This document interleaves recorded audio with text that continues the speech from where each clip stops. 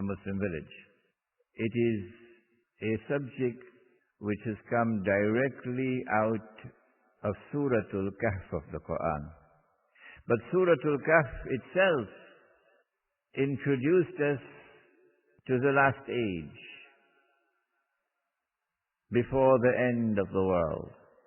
An age of great turmoil, great conflict, great killing and slaughter, great corruption, great godlessness.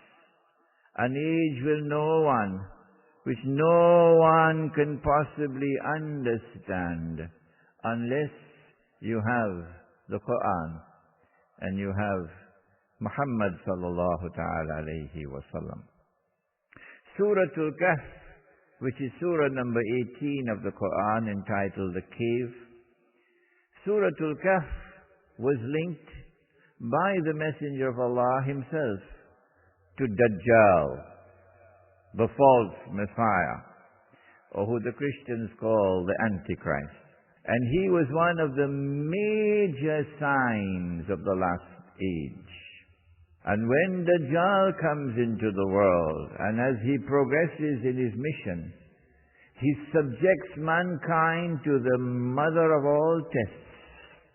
And if you fail the test, he destroys your faith, and you end up as garbage, straight into the hellfire. And so Dajjal is a subject of supreme importance.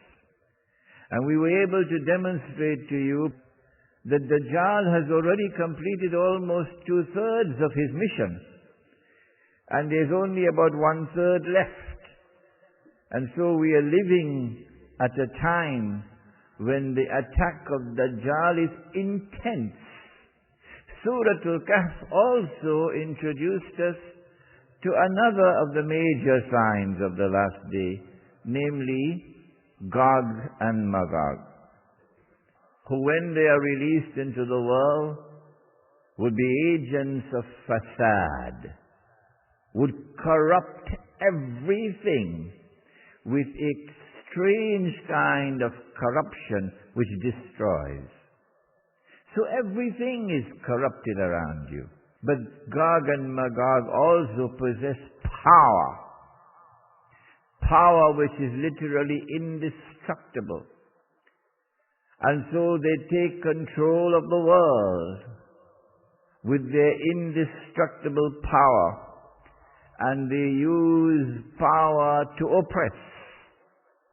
And they use power to wage war on Islam and to wage war on the religious way of life. And so as Gog and Magog proceed with their mission, the world becomes increasingly corrupt and increasingly godless. We were able to demonstrate in our lecture, we hope to your satisfaction, that we are already living in the age of Gog and Magog, and that globalization which is sweeping the world is the globalization of Gog and Magog. And all those who are embraced with that global embrace, all those who are embraced in that deadly global embrace will progressively depart from the Sunnah of Nabi Muhammad alayhi salatu wasalam and will lose their faith.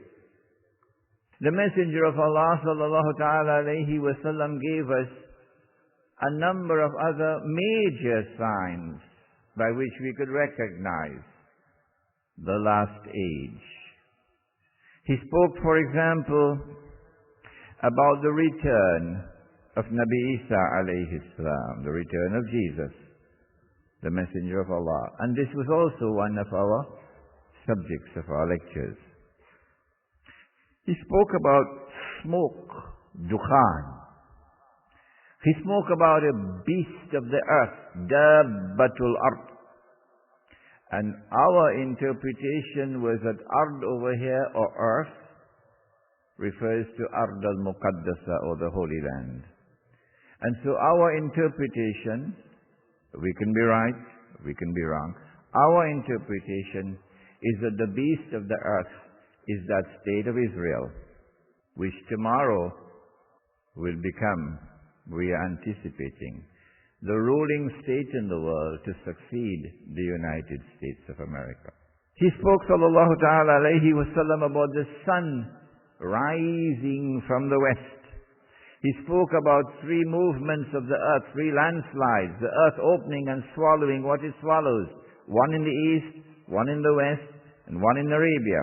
That one in Arabia is linked with Imam al-Mahdi, and that will be a topic of a lecture to come, inshallah. And then he spoke about a fire coming out of Yemen, which will drive people to their place of assembly, Arafat.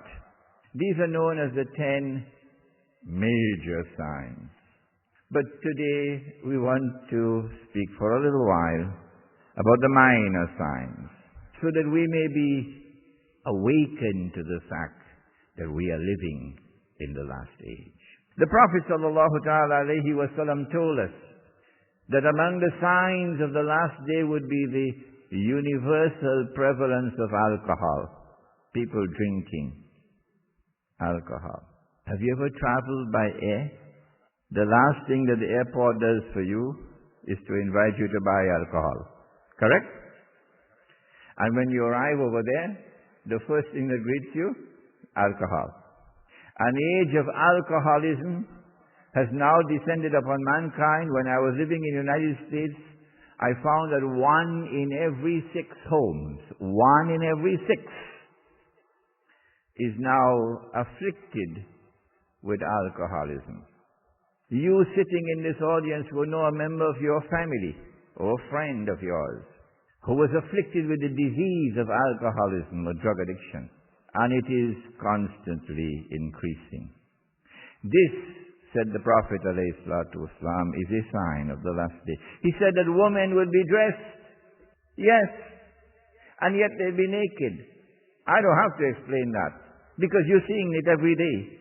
He said there would be a universal prevalence of zina, children being born outside of marriage, bastard children. It's happening every day. Marriage as an institution is becoming unfashionable. Yeah. Who bothers about marriage anymore? A sign of the last day.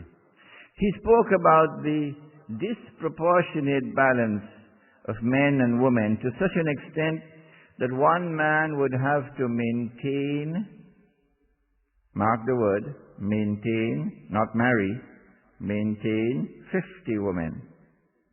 And so men are going to be very scarce. That is a tomorrow which is around the corner. The medical doctors might be able to assist us in identifying the cause. Maybe something to do with sperm production. That male babies are no longer born. Rarely is a male baby born. Female babies are born all the time. He spoke, sallallahu ta'ala alayhi wa sallam, about the prevalence of homosexuality and its corollary, lesbianism. Around the world today, homosexuality is spreading like wildfire.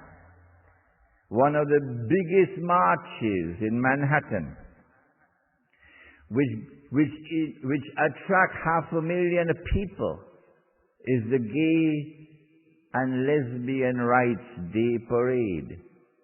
Any politician who wants to succeed in politics must be there, marching in the Gay and Lesbian Rights Day Parade. And those who oppose homosexuality and lesbianism, they are now demonized as a people suffering from a disease called homophobia. I never heard about it before I went to the United States, and I heard, if you oppose homosexuality, you're sick. You're suffering from homophobia. You probably might know someone in your family or a friend right here in Trinidad who is already suffering from homosexuality or lesbianism. And a society which today looks down upon it will tomorrow accept it. Fulfillment of the prophecy of the blessed Prophet Muhammad alayhi salatu wasalam.